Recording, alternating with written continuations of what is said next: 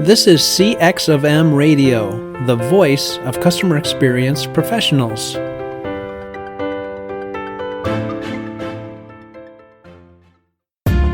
Welcome to another episode of Press 1 for Nick. Your host, Nick GLIMSDAHL, is the Director of Contact Center Solutions at VDS. Through conversations with customer service and customer experience leaders, Nick and his guests exchange insightful stories, best practices, and invaluable lessons they have learned along the way. Welcome to the Press 1 for Nick podcast. My guest today is Rio's son. Rio is the Culture Mystro at Zappos. He leads all campus tours at Zappos at headquarters, and he is a stellar example of what a Zapponian really means. Rio, welcome to the Press 1 for Nick podcast. Nick, thank you for having me. I appreciate you thinking of us here at Zappos, and it's a pleasure to be here. Yeah, absolutely. Pleasure's mine, man. So one question I ask every single guest at the very beginning is, what's one thing people might not know about you? So I have nicknames back home in Hawaii, and my nickname is Chops. And the backstory with that is I was an early walker, early talker. My grandma likes to nickname all the grandchildren, so she called me Chop Chop. And as I grew older, my cousins, my whole family, they all evolved it to Chops. And there's one funny incident where a family member came to visit me, and she didn't know my real name. She only knew me as Chops. And so she was kind of describing me, and they eventually deduced who it was, and we got connected. So that's one thing. Chops is my nickname. So outside of the family, is anybody else call you Chops? No. I think people will know now after hearing your show, but not many people know my nickname is Chops. If you find a random person on the street walking by and saying, "Hey, Chops, what's going on, man?" You'll know that they at least are either family or they listen to the podcast. That's exactly it. In fact, I did have a luau one time at home, and you could hear the different names, Rio, Chops, or even my Hawaiian name, which is Hanalei. So I kind of knew what if they fell into the family category, if they came into my friends or close friends, etc. So yeah. It's so cool. It's an interesting story. So thanks for sharing. So, Zappos is known for a lot of things. They are, beyond known for their experience, their service, their call us about anything. I think all of those are important, but I think people have already talked about that.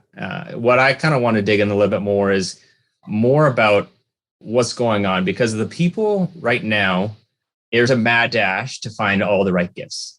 And it's to make sure that, last minute, I'm working on my last minute shopping right now, and I might have to go over to Zappos to help me out. But, how has Zappos right now helping out their customers during this holiday season? There's a lot of things that go on here. One of the things that I love about working in the call center is people actually call us in for exactly that. Hey, I'm looking for a gift. This is the person in my family. Can you help me find something suitable? And we'll actually help them go shopping at times. Sometimes it's just to help with their transactions. One thing I do love is something called Holiday Help. And this actually brings all our family together. Core value number 7 is build a positive team and family spirit. So every person outside of the call center actually dedicates work hours of 10 hours complete to be on the phones to be there for our customers. Couple things happen here. And one, we're coming together as a family, as a company, to be there for our extended family, which is our customers. But at the same time, it truly brings us to our roots, because deliver wow through service is our number 1 core value.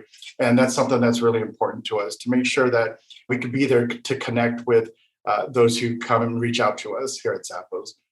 So it's 10 hours total per employee per year. Does everybody need to participate in that?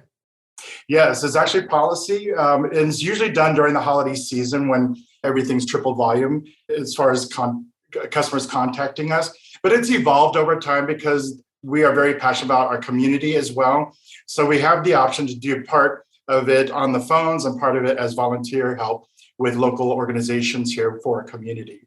And I love that aspect, that we're not only connecting with our extended family through e-commerce, but also here locally in Las Vegas. Yeah, that's really cool. Have you already participated in your holiday help this year?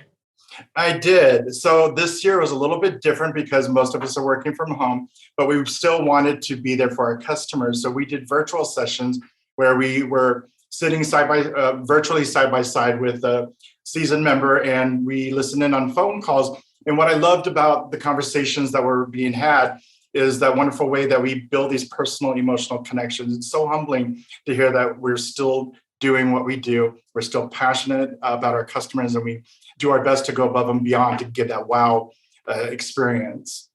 Yeah, so I'm sure that on those journeys, every time you go get that opportunity to get back into the call center or the contact center, that you have the ability to kind of listen to what the customer is saying and report back. So maybe what stories do you have on your journey this year? So I think of past ones that I've had, if you don't mind if I share some of those Sure. that I thought were very poignant. One of my favorite ones is a customer who called in from New York. And honestly, she just needed a return label, but she was such a very engaging conversationalist that we ended up having a very long conversation. In fact, it was a total around 5 hours, if I remember right. But she's telling me how she grew up in Manhattan and all the wonderful things that she's done in her lifetime. And I remember in the middle of the call, I really had to use the bathroom. Core value number 6 is be open and honest. So I said, ma'am, I really have to use the toilet. She said, well, honey, put me on hold. I'll wait. And I said, okay. Came back, and we continued our conversation. But, I love that connection that we had, and that she felt close to share all these wonderful details about her life. I actually sent her a little card as a thank you to let her know that I enjoyed our connection. And a couple of weeks later, I actually received a card back from her. That to me will always stay in my memory. Another favorite of mine, if you don't mind, is, oftentimes, we may not have the product the customer's looking for, and it just so happened to be this situation. And she was looking for a very particular size and color of a wedge shoe. And while she's telling me why it's so important to her for the event that she was going to attend, I actually had opened up a couple other browsers tabs and was searching for it online. I actually found it at another website, same price, exact size, etc. So I said, I think I found your shoe. Do you mind if I put you on a slight hold? So she just said, okay. So I put her on hold. I called the website's customer service. I said, can you verify you have this in stock? She said, yeah. I said, great. I'm calling from Zappos.com. I have a customer I would like to transfer you to so she could purchase it off to your website. She couldn't believe I was going to do that. Then I go back to my customer. I tell her the same thing. She goes, wait a minute. Well, what's in it for you? And I said, ma'am, my job is customer service. I'm here to make sure you get what you need. So those are two random things that really resonated and still stays with me today. Yeah, those are such awesome examples. And I got a couple of questions based off of those examples. So there is no time limit as of today of interacting with that customer. But what does that do for the person in New York that you had a conversation for what, 5 hours you said? What does that do for that relationship? And what makes you guys want to stay on hold or stay on that conversation for that long? Well, ideally, we don't want to rush the customer off to move on to the next phone call. It's about building a relationship with every customer every time. And oftentimes conversations, and mind you, that doesn't happen all the time. An average call can last maybe 15, 20 minutes. But when we make a really great connection with the customer, we allow the customer to disconnect the call first. So sometimes they just have stories to share, and we're there to listen. And she was, again, telling me some really great stuff. Well, and then on the other one, I think it's so important, like you said, it's the importance of actually serving the customer and doing what's right for the customer. It's not always making the sale, regardless if you're at Zappos or any other company. It's serving them and doing what's right for them. And I think that's so awesome that you actually take that additional time, because you don't have to do that. That's not out of necessity, but it's the importance and the core values that you guys have that have aligned with the customer. Very correct. There's another story that just popped into my head when you're explaining that. It was a shorter phone call, but I remember this customer from New Jersey called me. She said, I just need the phone number for this restaurant in Miami. And I said, okay, we get calls like that. And so I'm looking up the restaurant, and she's telling me, she's going to meet up with some friends in the next week. This is a popular restaurant. Oftentimes it's hard to get a table there. I said, well, I have a better idea. Placed her on hold and actually made the reservation for her. And that way she was guaranteed a table. And I let her know that. And that was one extra step that she didn't need to do. But in the end of it all, when you think about it, who do you think she's going to think of first when she needs help in the future? Again, it was just an extra courtesy I extended to the customer, but it got what she needed. And I could sit on this conversation all day and just continue to drill you with questions about that holiday help. But, when it comes to the holiday help, though, I'm sure that all of these people who've taken that 10 hours every year to sit into the contact center, they've come up with a ton of ideas to improve the customer experience, because they're like, they don't have their horse blinders on and they're not sitting in the contact center all day, every day. And they probably have come up with regardless if it's operations or marketing or sales or anything else, they come up with a lot of great ideas. So what do they do with those ideas? How do they go about to Zappos to say, hey, I got an idea and it might improve the customer experience? I like that question. Thank you for asking that. Core value number 4 is be creative, open-minded, adventurous. And we really encourage employees, if they do have a really great idea or inspirational idea that could be innovative to add to our culture or our business, we truly want them to start the conversations, find out who the resources are, and bring those ideas to fruition or to life. And one of the examples that was actually a product of helping out during the holiday help season was a conversation that was had with one of our Zapponians with her grandmother who was shopping for her grandson. And she let our Zapponian know that he's extremely autistic and very sensitive to materials, can't tie his own shoes, can't even button up his shirt. And the conversation continued and realized that there are really no clothing line available out there for people with different abilities. And Saul, the person who had the conversation, took that to our merchandising team and was asking our buyers, do we not have brands that we can reach out to bring this idea to life, to be able to have this available for that audience out there? And it turned into Zappos Adaptive a few years ago, and it's been growing ever since. Even during the pandemic, we added selling single shoes for our shoppers out there, for those who just need the one, or people who have 2 different size feet. That's a really good example. During the pandemic was another idea that came out because everyone was isolated, and we realized that there are going to be people feeling a certain way during this situation. Someone came with that idea, let's create a dedicated line for those customers who may need a phone help to find resources to get certain supplies where they live, or what to stream on Netflix, or just an ear to listen to. And that was available for the longest time, but we infuse that with our regular call center now. So basically people still call if they need someone to talk to, if they want to hear a joke, they're welcome to do so. So you never know where good ideas will come from. Sometimes it's inspired in the most coolest places, sometimes from conversations. It is really cool. You mentioned talking about your telling a joke. So explain to my listeners your complex IVR. Okay, so when someone calls into Zappos, you have really 3 options. 1, just hang out on the line. We'll connect you up immediately as soon as we can. If you need the Spanish option, that's available too. Or you could simply press 5 and listen to the joke of the day. And it's actually my coworkers' voices that you'll hear. And we record them and then put them kind of on a loop, so they're always random every time you call. I have one for you if you'd like to hear it. Yes, let's do this. How do you make an orange laugh? You tickle its navel. Not gonna lie, I love the dad joke, so I'm all for that one. Last I heard, about 13% of our customers actually choose option 5 before getting connected to a CLT rep. We didn't talk about this, but what are your recommendations to other people who are maybe don't have the same core values that you have, or maybe don't want to tell a joke per se? How else do you get these experiences similar to the IVR of telling a joke? Because like you said, that is a high rate of people taking that extra effort to maybe increase their mood a little bit. Well, everyone deserves a smile here and there. I remember a customer called in, and I remember how upset she was that her shoes didn't match her purse.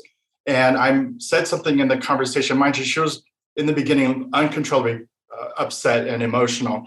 And I said something to her where I can literally hear a smile in the tone of her voice. And that to me was an audible clue to kind of bring in a little more happiness into our conversation. And I tell you, by the end of the phone call, she was calling me endearments. When we actively listen to the customer, it doesn't have to be what we do. Customers just want to know that people care about their situation, that we're actually really listening to them.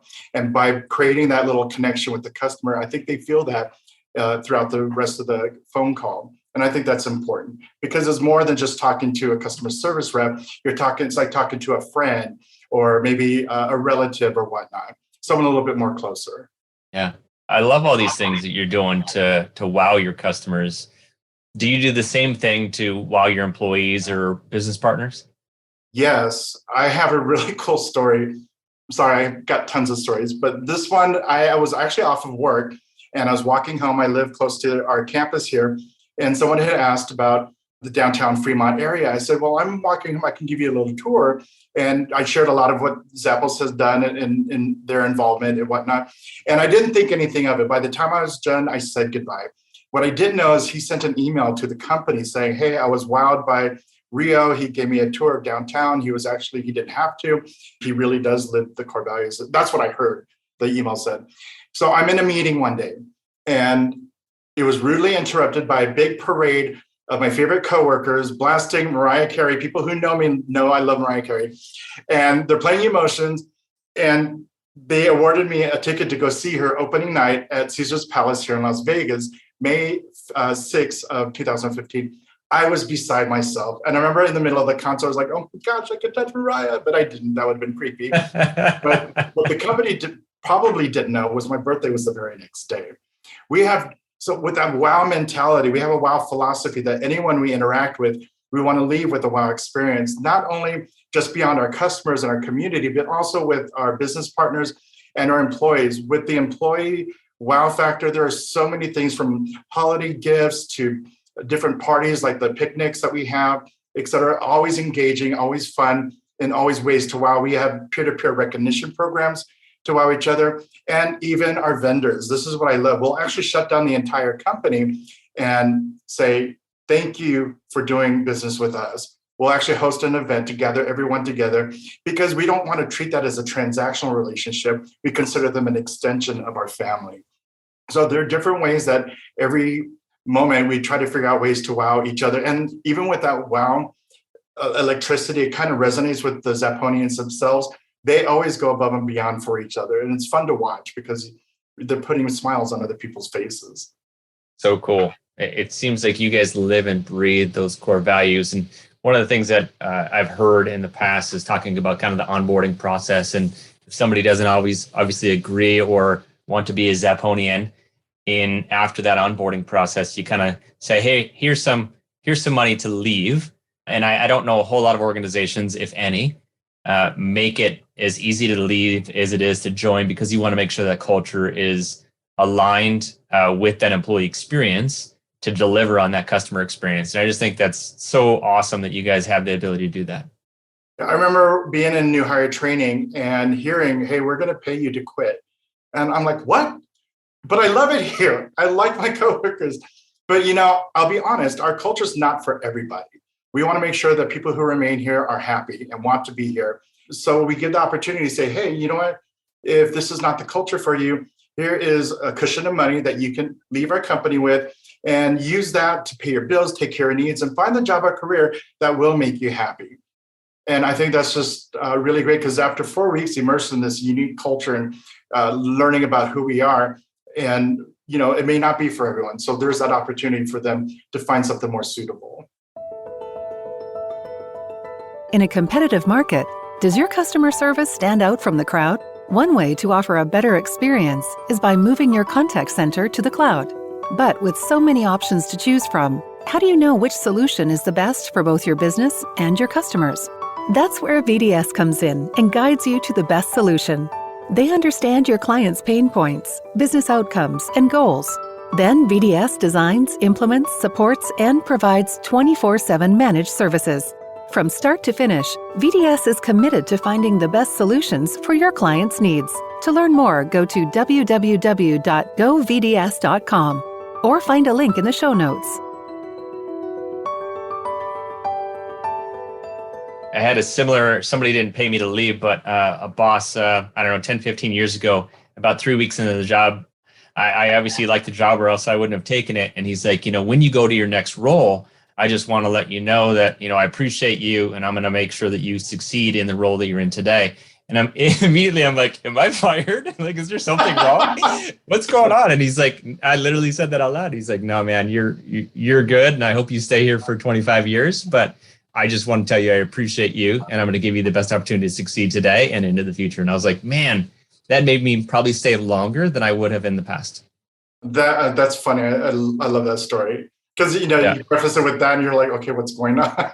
Yeah. I'm in the car with him driving down the highway. And I was like, oh, man, he's going to just boot me right out the side. I'm a goner. What I love about here is a lot of my coworkers, we've been here for many, many years. It's really, I just recently celebrated, my 9-year anniversary here. And the journey that it took me to get to where I'm at was incredible. I started off as a barista. I don't know if I told you. And then a year later went into the call center and then tour guide ever since then. But that's an example of everybody's journey. And I think when we invest in the employees, they want to remain here. They want to still be here. And I love that. Absolutely. So when you go to the barista today, what's your favorite order? Always green tea, lightly sweetened. I'm hyper already. If I can imagine when I was younger, when I was drinking actual coffee, I would speak 1,000 miles per hour. Or I'm like out the door 5 seconds, that kind of thing. So I had to calm myself down. Tea's a little bit better for me. It is. How about you? Sounds good. So I would do like the Americano. Nice. Nothing to it. Just super simple, but it doesn't get me too riled up. It's not a red eye or anything crazy, but I might need a little bit more pep in my step than you, Rio.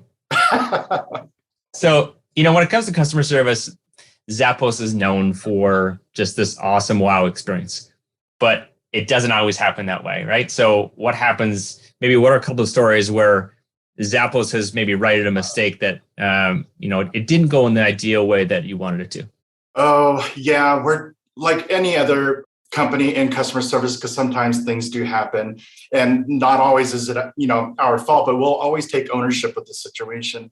I remember in the early days of being in the call center, a customer called in and she actually ordered a really nice pair of shoes, but what she got instead was a pair of slippers. And I'm like, oh my gosh. And now I feel really bad because we failed her as a customer. And so I'm looking up her account, we're talking. She goes, I got to tell you though, they're kind of cute. It looks like something I would wear. I said, well, did you try them on? She said, I'm wearing them now as we speak. I said, oh, well, you know what? I'm going to ship you overnight your actual shoes that you ordered and go ahead and keep those. Don't even bother sending those back. And that to me, because she loved the reaction I heard from her. She's like, oh my God, are you serious?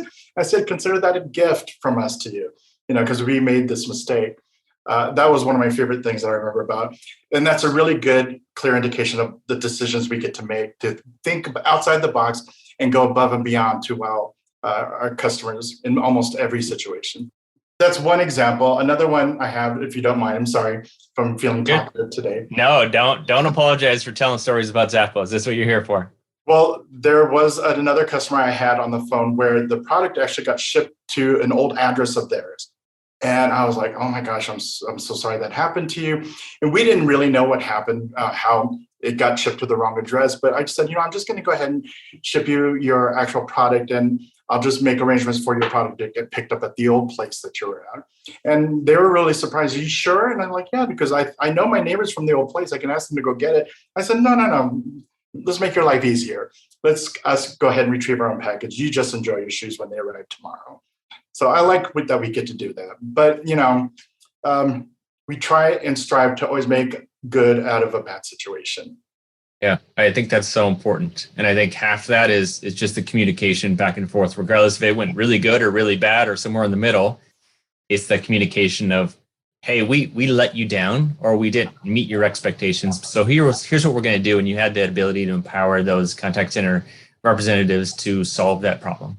I have one other story, if you don't mind. Please. Mm-hmm. So a customer was wondering about the delivery of her product, if I could find out when to expect it. So I looked at her tracking information. I said, well, it's going to arrive on this day. She goes, no, that's not going to work. I said, ooh, what's going on? Turns out she was driving from Florida to Georgia to attend her son's wedding. I was like, oh my gosh. So she's now telling me about her son. She's so proud of him and the lovely wife and the family, et cetera. And she told me, I said, well, you're driving up to Georgia. Where are you going to be staying? And she gave a name of the hotel. I Googled it and actually rerouted the package to be delivered there. So when she arrives, the package should be arriving at the same time. And I thought that was great because she mentioned her son and the whole family and the whole backstory and everything. I wanted to send them something nice. So I asked for the address and actually sent a little surprise gift for their wedding day. So these are, again, it's that ability to think outside the box that we created, but to take a bad situation and turn it into a positive. So you thought outside the box, but you were actually active listening, kind of like what you were talking about before, right? It was so endearing to hear her talk about her son and how he met his wife and how they felt. I mean, it's a wonderful thing when you are able to connect with the customer and they can just feel free to share and be open. I think that's truly the relationship part of it. And I like that. So last year you implemented something that was pretty awesome called Virtual Santa, and you're doing it again this year. So maybe tell my listeners more about what that is and how they could participate.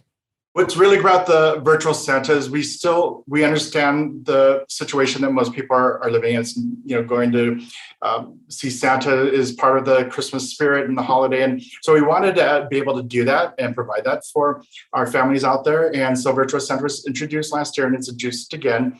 But it's a way for parents or anyone to sign up and book a call for however many minutes. And Santa will actually call back and be able to talk to the kids. And I think that's wonderful in the spirit of the holiday season. But we're doing more than that. I know we're collaborating by donating to Salvation Army this year. And I think that's another layer of that. And for every booked call, I think we're also donating $5 up to $5,000 for donations. So I think that's, what I love about the whole idea is anyone could be e-commerce, really. Anyone can sell shoes like we do or sell clothing. But to do these things that go above and beyond that, that's another layer of why I enjoy working in our company. And I think you hit the nail on the head. It's not necessarily about e-commerce. It's not about the shoes. It's not about the clothing. It's not about the partners. It's about the experience that you're going to give them. And now experience, as of this year, last year, is more important than product or price.